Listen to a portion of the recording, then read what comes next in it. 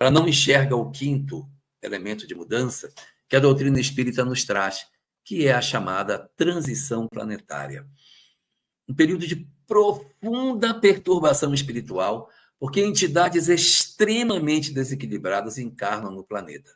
E encontram, ao encarnarem na Terra, um exército de pessoas perdidas, sem o propósito de viver, sem uma identificação muito clara do porquê existem, sem certeza de que são amadas, sem um objetivo do porquê que elas estão aqui. Então, as ideologias perturbadoras da chamada transição planetária encontram um campo vasto para se proliferar.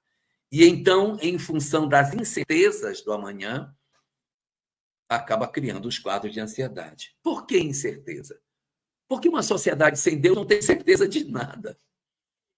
É lógico que a gente não pode dizer que 100% seja assim, mas a grande totalidade daqueles que não acreditam em Deus tem uma visão pessimista do futuro. Faça uma pergunta. Pergunte para quem é ateu se ele acha que a sociedade vai melhorar ou vai piorar nos próximos anos. E você vai ver que eles vão dizer, vai piorar. E muito. Quem ainda tem uma expectativa de melhora na sociedade para o amanhã são as pessoas que são nutridas por interesses espirituais, que sabem do final da transição planetária e, por isso, desenham uma perspectiva mais feliz no futuro. Mas os que não sabem disso, onde eles estão? Então, quando nós retiramos Deus da sociedade, quando nós extirpamos a fé do coração do homem, quando nós mutilamos a nossa mente, retirando todas as crenças que acompanhavam o homem desde a pré-história até o século XIX, quando nós mutilamos tudo isso, nós construímos uma sociedade profundamente infeliz. Uma sociedade sem amanhã, que tem medo de viver, que tem medo do que vai acontecer, que tem perspectivas sombrias para o amanhã.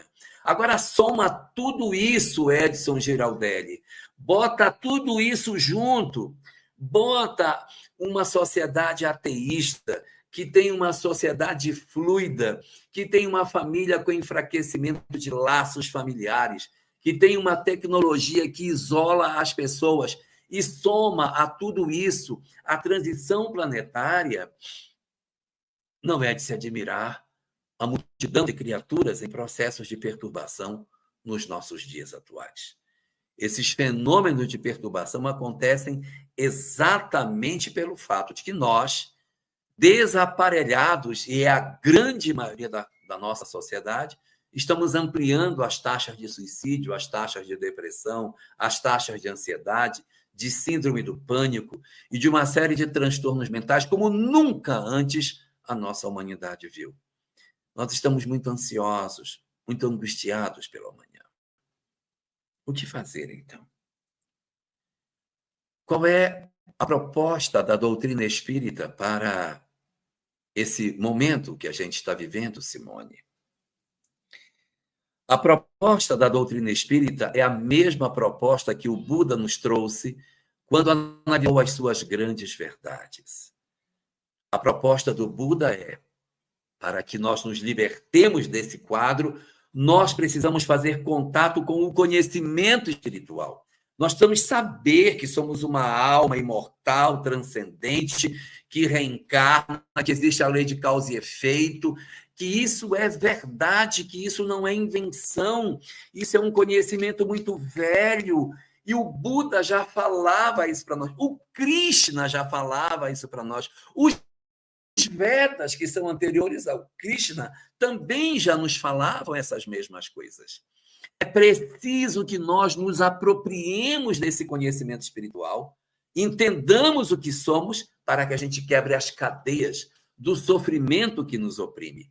Então, os Vedas diziam, Krishna dizia, o Buda foi ainda mais claro quando disse: a causa do sofrimento humano é o desconhecimento das leis espirituais.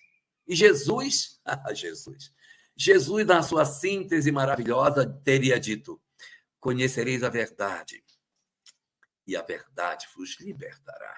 Que verdade ele está falando? O conhecimento espiritual, pelo amor de Deus, o entendimento do que somos, porque se eu achar que eu sou só corpo, se eu achar que eu sou apenas a matéria que eu vejo no espelho, se eu entender que eu nasci e vou morrer, se eu compreender que a vida é só o que os meus 5 sentidos tocam, eu vou sofrer. É evidente, porque a vida é amarga, é sem sentido. Ela seria uma estupidez se nós não tivéssemos o lado espiritual. Mas esse conhecimento espiritual não é somente o livro dos Espíritos que nos apresenta. Essa verdade ela é velha. Essa verdade ela é antiga. Desde tempos imemoriais nós já sabíamos de tudo isso.